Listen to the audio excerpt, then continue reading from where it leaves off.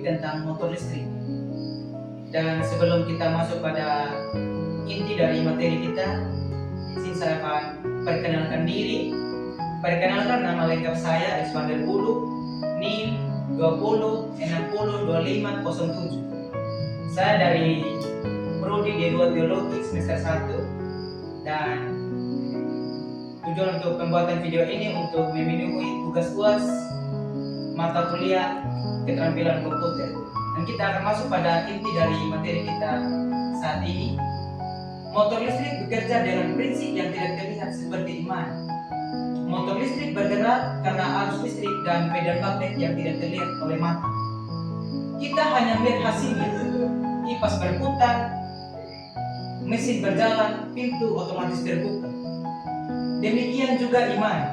Iman adalah dasar dari segala sesuatu yang kita harapkan dan bukti dari segala sesuatu yang tidak kita lihat. Ibrani 11 ayat yang pertama. Artinya kita tidak melihat Allah secara fisik, tetapi karyanya terlihat dalam perubahan hidup, damai, penghiburan, dan kekuatan yang Dia berikan. Next, motor listrik butuh sumber daya, iman butuh sumber rohani. Motor listrik tidak bisa bergerak tanpa tenaga dari sumber listrik.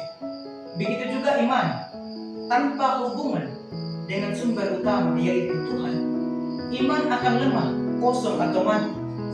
Hubungan ini dijaga lewat doa, firman, persekutuan, ketaatan seperti motor yang tidak tersambung listrik menjadi medan mati. Iman tanpa hubungan dengan Tuhan juga akan mati. Next, motor listrik harus dirawat, iman juga perlu dipelihara. Motor listrik bisa rusak jika kotor, tidak dilumasi, dibiarkan terlalu lama, dipakai tanpa jeda, tidak pernah kita servis.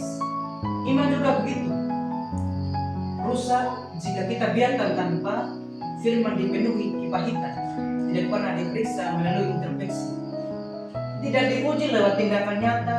Perawatan iman dilakukan dengan kita membaca firman, menyembah, mempraktikkan kasih, bertobat setiap hari. Next, motor listrik mengubah energi menjadi gerak, iman mengubah keyakinan menjadi tindakan. Motor listrik berguna karena ia mengubah energi listrik menjadi energi mekanik. Gerakan nyata iman yang sejati bukan hanya percaya, tapi menghasilkan tindakan kasih, pelayanan, ketekunan, dan transformasi hidup. Yakobus 2 ayat 17. Iman tanpa perbuatan adalah mati. Artinya, iman harus terlihat lewat gerak kehidupan kita. Next, motor listrik dapat menggerakkan banyak hal. Iman juga menggerakkan kehidupan seseorang. Motor listrik menggerakkan kendaraan, pompa air, mesin cuci, pabrik, alat kesehatan, pesawat, dan kapal modern. Begitu pula iman yang matang dapat menggerakkan keputusan yang benar, perubahan karakter, keberanian dalam kesulitan, pengampunan, pengharapan yang tidak goyah. Iman adalah mesin rohani yang menggerakkan seluruh arah hidup seseorang. Motor listrik bekerja dalam sistem, tetapi iman bekerja dalam komunitas. Motor listrik jarang bekerja sendiri. Ia adalah bagian dari sistem besar. Demikian juga iman. Kita bertumbuh lebih kuat di dalam komunitas gereja, saling menguatkan dan saling menopang. Jadi teman-teman, di sini saya dapat menyimpulkan bahwa motor listrik dan iman berkaitan dalam prinsip-prinsip berikut.